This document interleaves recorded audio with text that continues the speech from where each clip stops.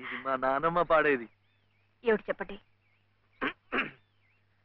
శివుడవో మాధవుడవో ఎవరని నిర్ణయించేదిరా, మిమ్మల్ని ఎవరని నిర్ణయించేదిరా. మీకు సంగీతం బాగా వచ్చనుకుంటానే. మీకు తెలిసిన చోట 2-3 సంగీతం పాఠాలు ఇప్పించకూడదు. పాఠానికి 100 రూపాయలు ఇచ్చినా నా బ్రతుకు గడిచిపోతుంది.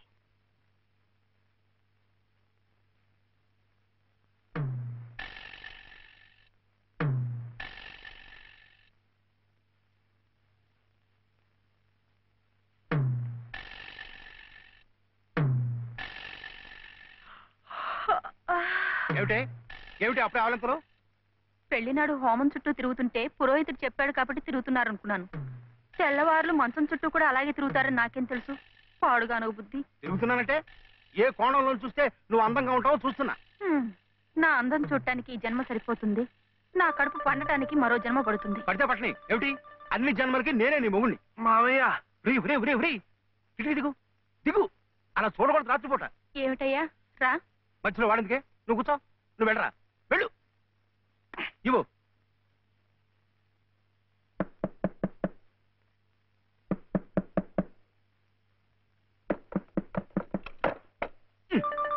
ఏమిట్రా ఏమిటి నీ గొడవ? అర్జెంటుగా నాకు 100 కావాలి. 100 లేదు కింద లేదు నీ పొంద. పోయి పడతా. ఇస్తే గాని నేను ఎళ్లను, పడుకోను. చేతులు విరక్కొడతాను. అర్ధరాత్రి లేదు అపరాత్రి లేదు.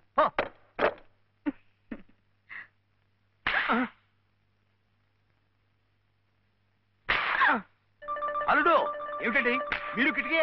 అది కాదయ్యా, ఇందాకడేదో నేను అడిగినట్టున్నాడు, నువ్వేమో కాదన్నట్టుకున్నావు. అందుకన్నాడు కొరడా ఇచ్చుకొని రక్తాలు వచ్చేలా కొట్టుకు చేస్తున్నాడు. సావనివ్వండి, నేను లొంగను. అయితే నేను ఈ ఘోరం చూడలేను. నేను ఇప్పుడే గోదాట్లో దూకు చేస్తా.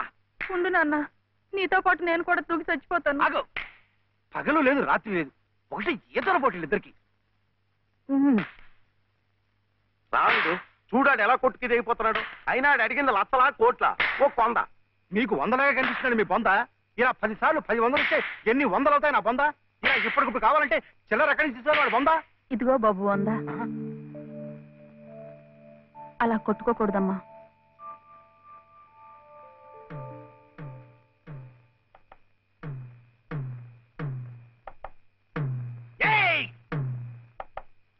ఉత్తు తరుపులే, ఆడేం చెయ్యడు పాపం.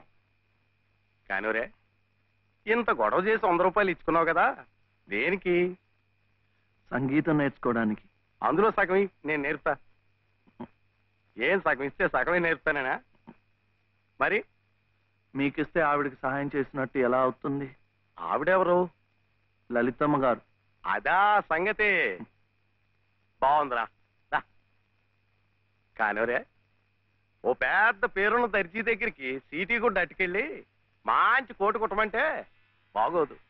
అట్లాగే బాగా శాస్త్రం తెలిసిన మనిషి దగ్గరికి వెళ్ళి నీ లొల్లాయి పదాలు పాడే కంఠంతో సంగీతం నేర్పమంటే చచా, దానికి రాగం తానం స్థాయి ఎన్నుండాలా? అసలు గొంతుకే స్థాయిలో ఇప్పుడు జమ్ములు నిలబడిపోవాలా. అప్పుడు ఆవిడ ఏమైనా నేర్పినా నువ్వేమైనా నేర్చుకున్నాను